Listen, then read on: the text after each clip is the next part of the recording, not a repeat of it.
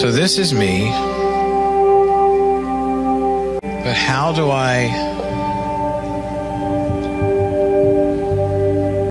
do that? How do I get back right into a right relationship with him? Does anybody know what God's love is? Has anybody experienced God's love? And then has anybody experienced a separation? Or what other words did we use? Abandoned or deserted. So some people call this the diamond of the Bible. So in here, Paul says that I'm persuaded, right? He says, I'm persuaded that neither death nor life. So here's a question.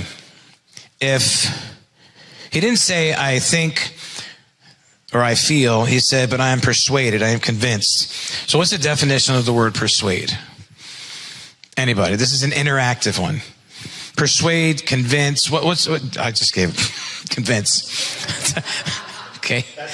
That's it. That's the one. So to convince by conviction or argument, in order to be convinced of something, somebody must have had an opposite mindset or opinion about that thing that they were being convinced of. Can you see that phone from here? Do I have to convince you that this is an iPhone? The answer is no. I don't have to persuade you that this is an iPhone, but I would have to persuade you that this is a Samsung. Agreed? Okay. You don't believe there's a Samsung underneath of this shell? I'd have to persuade you. I'd have to convince you of that. So Paul said he had to be persuaded, right? He said he had to be persuaded. I was persuaded. I was convinced. So does that mean that Paul ever thought that he could be separated from the love of God? So this is me.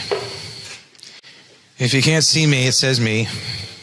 And this is God. If you can't see God, it says God. Okay.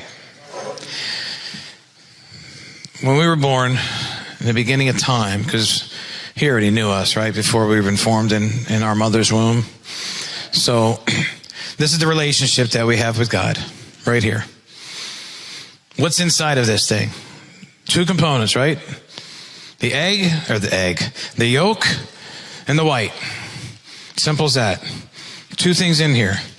White and yellow. All together, living all happy. Nobody's messing with them yet.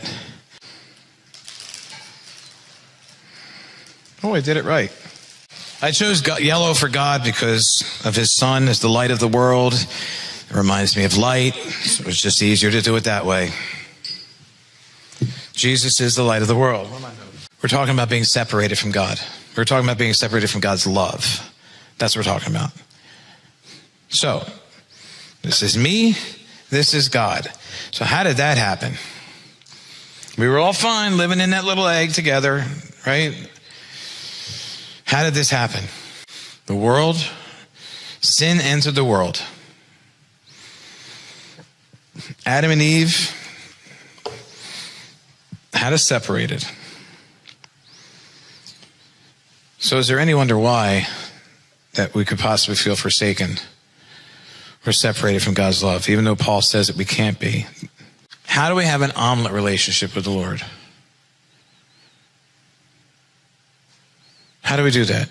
Because now we're over here. Now the world's living out there. We're living in the world. We're making poor choices. We're doing drugs. We're drinking alcohol. We're entering into relationships that we shouldn't be entering into. We're hurting people. We're being selfish. We're separated. Or at least we feel like we're separated. How many of you have ever done something wrong knowing that it's going to... What's the word I'm looking for? Knowing that it's not God's will and it's not going to please the Lord, but you still do it anyway, right? So now you're done doing the thing that whatever is displeasing to the Lord, you're finished with it. Now it's time to go back to him. How easy is that? How easy is it to look past guilt and shame? Because I know for myself, I don't want to do it because I feel like I'm not worthy. I feel like I can't, there's no way I can go back to him right now. There's no way. I better wait a week. I'll get back to you in a week. I know the more mature you become as a Christian, the more mature you become as someone who is in recovery and breaking these addiction chains. The longer that goes on, the easier it becomes, but it's still a challenge because guilt and shame is, well, it's not anything to play with. It's something that can, well, it's something that can keep me and did keep me in my mess for years. Do good and make good choices, flip the script, feel guilty and shame, don't go back. As soon as I don't go back to the Lord, what happens? That vicious cycle just continues. So how awesome would it be if I woke up every day fully depending on God for our next breath, for next meal, next shower, but we don't. Let's say it again. How awesome would it be if we woke up every day fully dependent on the shower, on our next breath or our next meal, but we don't. Instead, we wake up confident in our own abilities, and this has to do with us moving away from gratitude and humility, our own way of doing things, and we set out to do them until the phone rings. Hope got a phone call one day. And then we hit our knees and we cry out to God and say, God, I need you. So how many of you, when we were singing goodness of God, we're not feeling the goodness of God? Anyone? Until I get into a right relationship with him, there's no omelet going to be made. There's not going to be an omelet made. So this is me. But how do I do that? How do I get back right into a right relationship with him?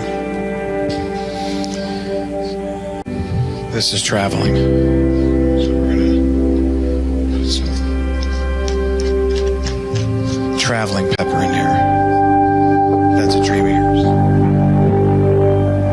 Anybody want to go to college?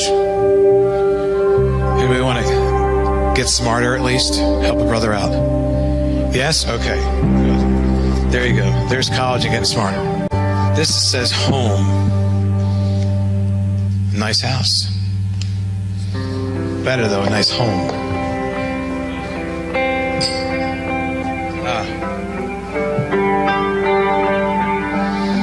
Health.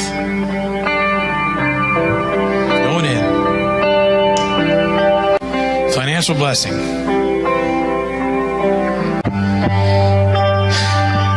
Anybody ever thought of ministry work? Or if they have any type of ministry that they would want to do? Successful and thriving ministry. Freedom from addiction.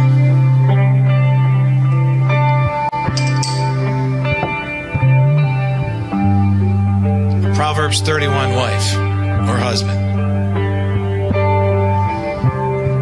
That didn't work.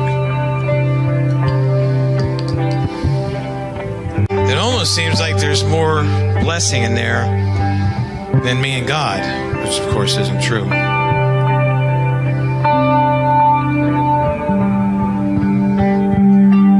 There's got to be a way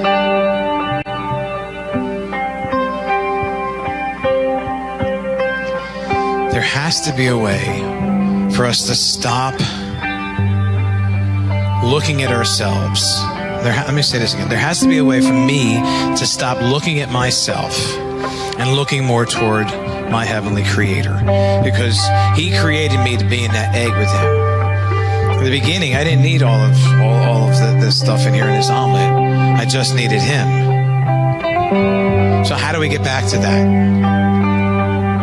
Eventually, we'll get back to that perfect communion.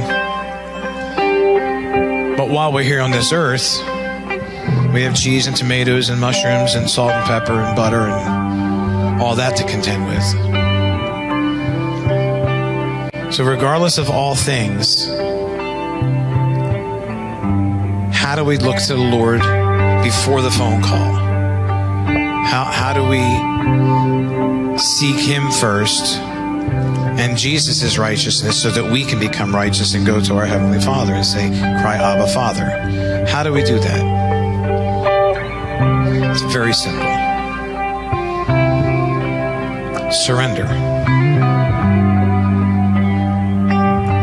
Surrender your heart, your will, your mind, your emotions, and your body over to God. That's real easy to do. No, it's not.